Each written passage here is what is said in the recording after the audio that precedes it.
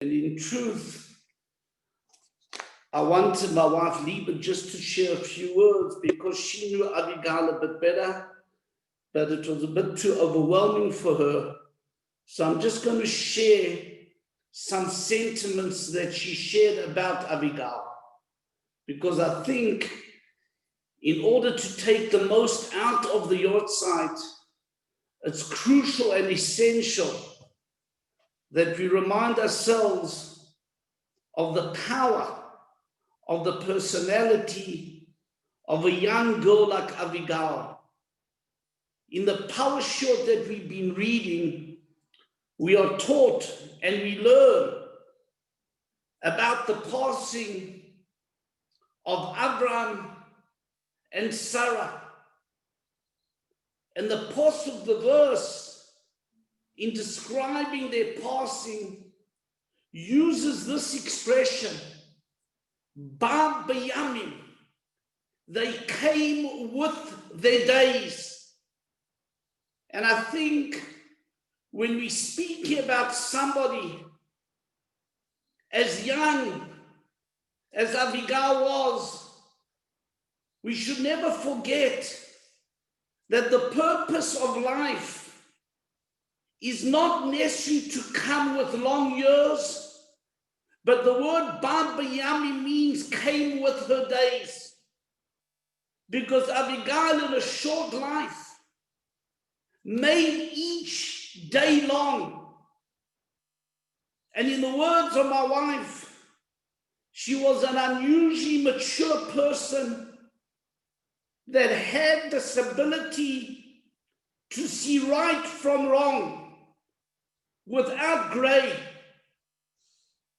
She just could not fathom how it was possible for a person to take a cell phone into a shul. She could understand even the issues weren't hers. She was able to put herself in somebody else's position. When she would panic whether she was going to get a top mark in the test and exam, it was pointed out to her that perhaps she should just downplay it, because that result that she was concerned about, anyone would welcome such result. And on her own accord, she realized that it was insensitive, and she stopped at that moment. She gave easily in to appease others. She, as a young girl, understood the power of peace over power. She once had a dress that she really didn't love, but she loved the person who made it. When it was pointed out to her that the person would be so happy if she wore it happily. But most importantly, she loved her family. Her family were her life. And therefore, the agenda of this evening is not to bring out raw emotions, because the power of a shiur is so powerful, and the power of learning is so powerful. But I think as we move on, it's the fourth yahrzeit. It's important for us. It's important for me to recall this unique person that in a short life, she touched the lives of so many people. And I wanted to discuss this evening. I'll try my hardest to pull the whole thing together. But I wanted to discuss something from the book of Bereshit, because the yahrzeit of Abigail always works out when we're reading the book of Bereshit.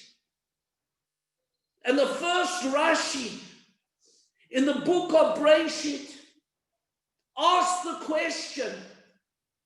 He notes that the word Bereshit means for the sake of Reshit, that God created the world for some concept known as Reshit. And Rashi goes on to explain that this term Reshit is used in the context of three things in the Torah. It's used to refer to the Torah itself, which was so dear to Abigail. It's used to refer to the mitzvah of Bikurim, which is an expression of Hakarat HaTov, appreciation. And it's used in reference to the Jewish people. And what I wanted to try and do this evening was explain or get a bit of an understanding in the power of the Jewish people. Because in life, our job is to leave a legacy. And the legacy of the Jewish people evolved from our forefathers, from Abraham, from Yitzchak and Yaakov, and from Sarah, Rivka, Rochel, and Leah. What they embedded in the Jewish people became embedded in the DNA of each and every one of us. That till today, 4,000 years later, we carry the values of what Abraham wanted to bring into the world, Yitzchak, and finally Yaakov brings into the world. What's fascinating to note is that there are two portions dedicated to Abraham.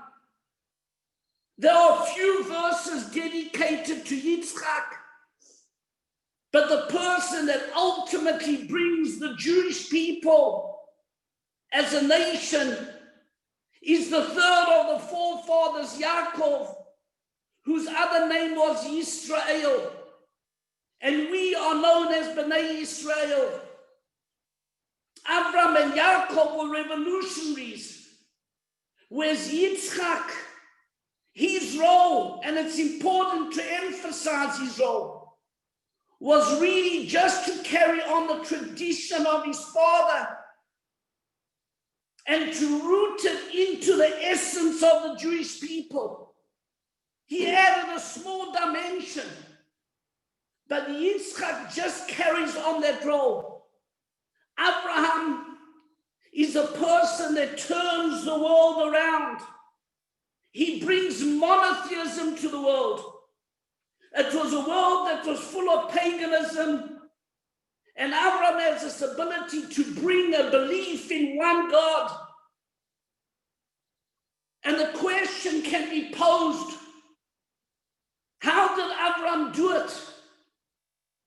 And what's fascinating to note is the medium that Abraham used was the medium of chesed, of kindness.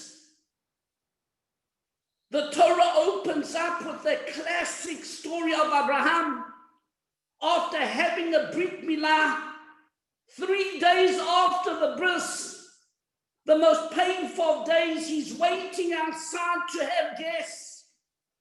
And he's obsessed about having guests. Hashem had deliberately taken the cover away from the sun in order that it should be so hot that there shouldn't be guests. But Abraham is obsessed, and Hashem eventually sends him 3 angels that are disguised, actually as non-Jews, as Arabs. And the question that needs to be posed is, why is Abraham so obsessed about guests? And if Abraham's objective in the world is to bring about a belief in God, what is the connection with chesed, with kindness? Because the reality is, if we think about it a bit more carefully, this is the case, this is the prototype of kindness in the world, where Abraham encounters 3 angels, and he gives him to eat and he gives him to drink, each according to their specific need. And the question that needs to be posed, angels don't eat, angels don't drink. Why does the Torah use a scenario where the recipient doesn't receive anything to describe the classic case of kindness?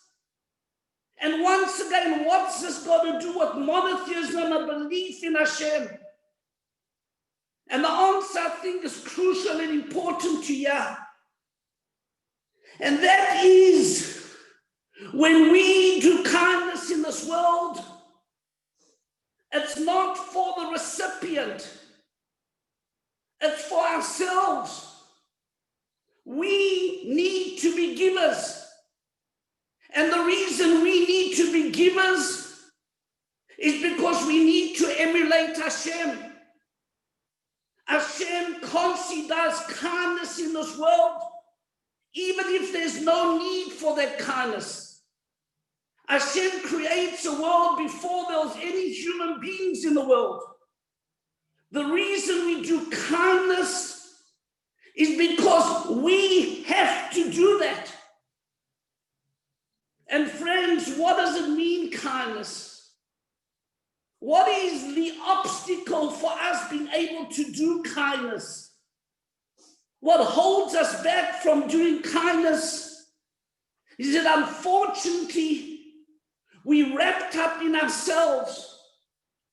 If a person can't unwrap themselves, they're not able to have a relationship with anyone, let alone Hashem. So that the question we posed is, what is the connection between kindness and having a relationship with Hashem? Kindness is that force that allows me to unwrap myself. Kindness is that force that allows me to develop a relationship with Hashem. Because if I'm unable to unwrap myself, I can't have that relationship with Hashem. And friends, I think in order to get to this point, we have to be able to see a godliness in each and every individual. Abraham refers to these people as Adonai. He's able to see the spiritual essence in every person. And the greatest gift we can give to a person is to make them feel important. Abraham looked after the needs of each and every one of these people to the finest detail. He ensured that they had exactly what they needed. Because Abraham understood that the objective is to make people feel that they are important. And this notion is so powerful. It's brought down in the commentators that when it comes to hospitality, there are 3 requirements of the host: to give food, to give drink, and the third most important requirement is to accompany your guest out the house. And the question is, why is that so important? And the answer to this question is because when you accompany a person out, you making them feel important. You making them feel significant. The Torah recalls one of the most powerful reunions that ever existed between Jacob and his lost son Joseph, where the 2 of them were separated for 22 years. And Jacob inquires whether his son Joseph is still alive. And the messengers come and say, not only is he physically alive, but he's spiritually alive. And how do they highlight to Jacob that Joseph is spiritually alive? They remind Jacob that he accompanied Joseph on his way when he left him. And Joseph tells his messengers, tell my father, you know how I survived 22 years in the decadence of Egypt and retained my spirituality? Because he believed in me. I knew in the depths of my heart that my father believed in me. Friends, when we give people a sense of self-worth, we can turn their lives around. The power of making a person feel significant and important and recognizing that they are special and unique is something that's so crucial and important. This was the power of Abraham. Abraham's role was to bring a sense of monotheism to the world. How did he do it? Through chesed. Why did it have to be done through chesed, through kindness? Because it's through kindness that you're able to unwrap yourself. It's through kindness that you're able to see what's going on in other people's lives. And you're able to see the godliness in every individual. And as we said, the next of our forefathers was Yitzchak. And Yitzchak really carries on the path. But the person that ultimately brings the Jewish people to its climax, that gives us the power to last for 4,000 years, is the person that we read about in last week's Parsha. When last week's Parsha introduces the birth of Jacob and Esau, a fascinating story where these two parties are in a sense able or supposed to create a partnership where Esau would go into the material, physical world, and Jacob would remain in the spiritual world. And with a partnership, they'll be able to build the Jewish people. But there's an event that happens that challenges this partnership. At the time of the passing of Abraham, his grandson Jacob goes and gets a lentil soup for their father that's sitting Shiva. And Esau approaches Jacob and he says to him, give me some of that red stuff. And Jacob's response is, if you sell me the birthright, I'll give you this lentil soup. And Esau sells his birthright for this lentil soup. At that point, Jacob realizes that Esau cannot be his partner because Esau's immersed in the external material world, and Jacob takes on the role of Esau and becomes the father of the Jewish people, where he takes on both this ability to survive in the material external world and at the same time elevated to a spiritual level. And what is the difference in their personalities? Where does Esau get it so wrong that he loses this ability to lead the Jewish people for the next 4,000 years?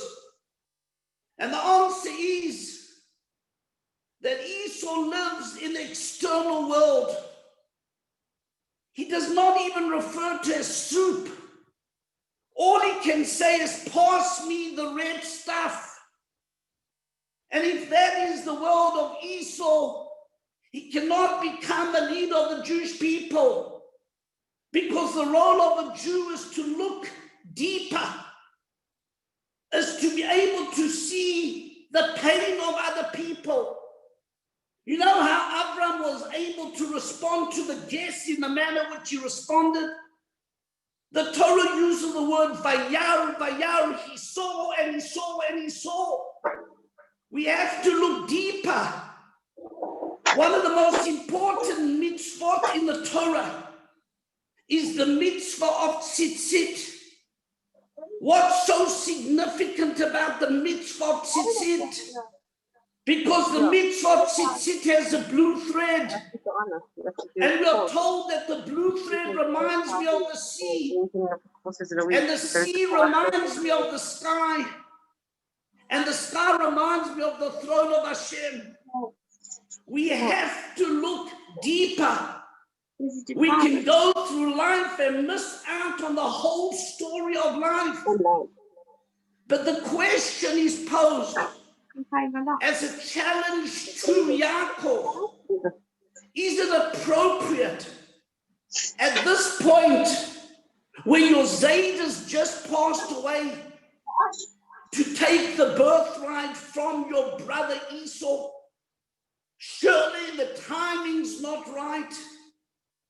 And the answer, I think, is so crucial and important, because very often in life, the only time we really think about death, life, and what's important in life is when we encounter death.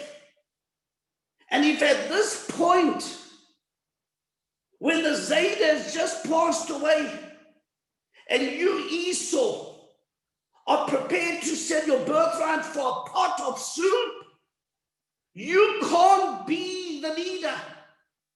You can't be the leader of the Jewish people. So this is why Esau drops out and Yaakov takes on the role. And really, I want to conclude with the power of Yaakov and describe why he ultimately becomes the father of the Jewish people. In the parasha that we're going to read, we're told that Yaakov lays his head to rest on the ground. And he says to himself, I never even knew that there was holiness on this ground.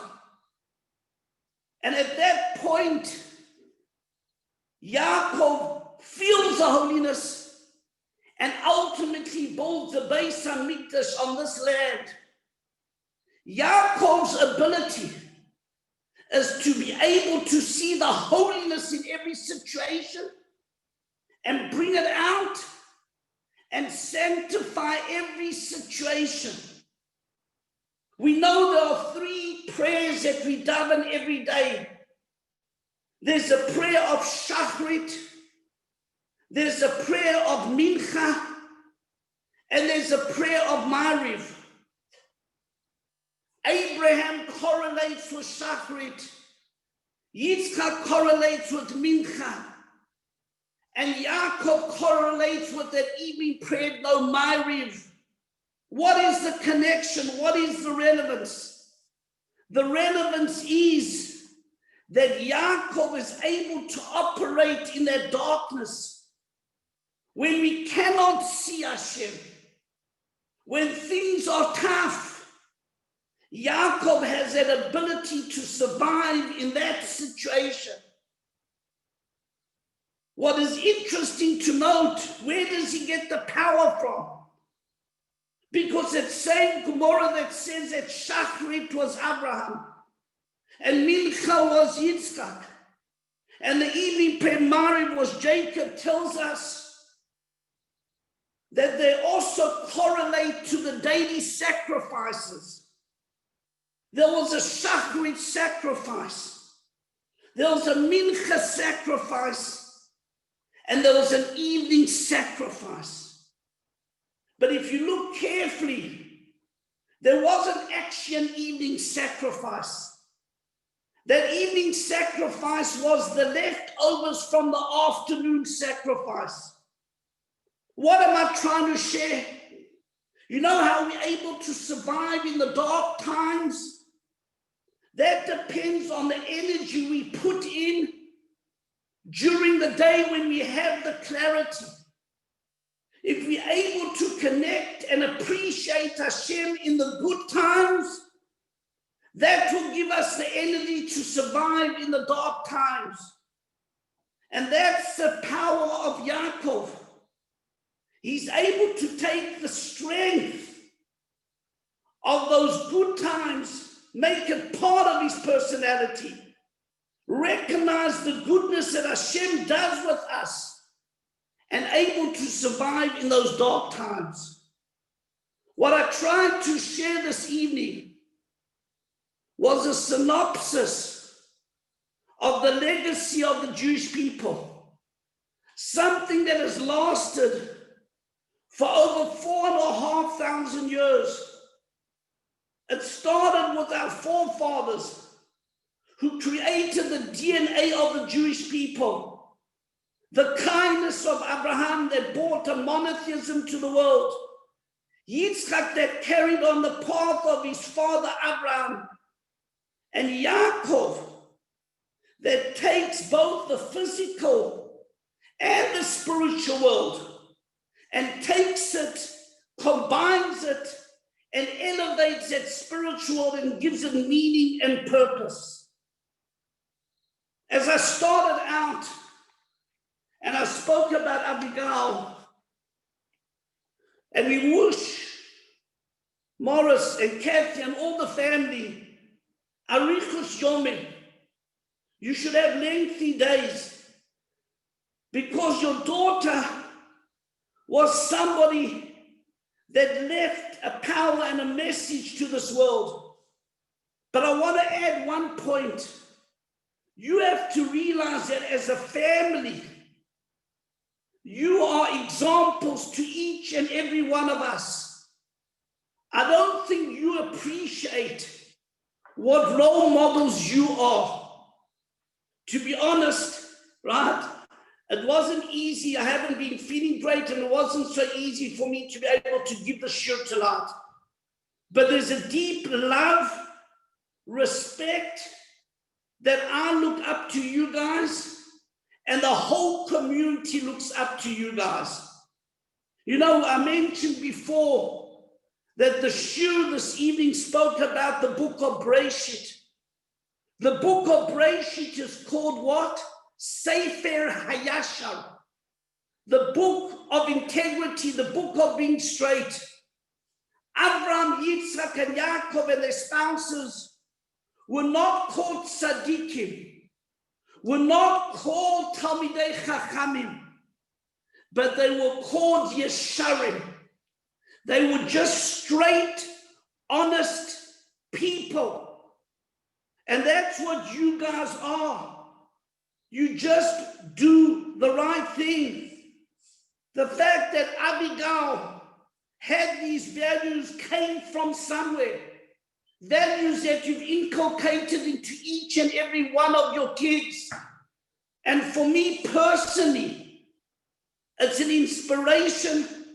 And you guys are people that are leaders in the community. What's fascinating to note is that I said before, Yaakov was the guy. But really the attribute of Yaakov was his integrity. The only person that the Rambam refers to as a tzaddik is Yaakov, in reference to his honesty and his integrity. And both of you and your family highlight this very point. It's customary to learn a Mishnah in a house of mourning. And the question is, why a Mishnah, not a Gemara? And there are many answers given. But it's an answer that I heard at the Shiva of my late niece, and Rabbi Shukl shared it in the name of the Ponevezh Rov. He says there's something different between Mishnah and Gemara. Gemara is written in the past tense, whereas Mishnah is written in the present tense. And we should always remember that neshama is ongoing with us. Avigal is Yah. The power of our deeds, the power of your personalities, the power of your integrity, the power of your communal work, the example that you make out there in the world are things that are impacting on her as we speak tonight. So once again, thank you for the privilege. Thank you for the opportunity. May Avigal Brocha's neshama have aliyah.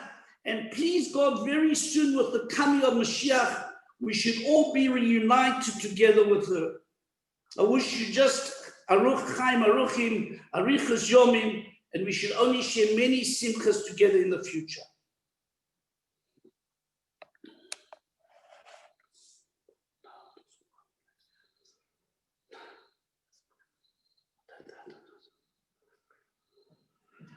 I'm just going to mention tomorrow, Sanchez.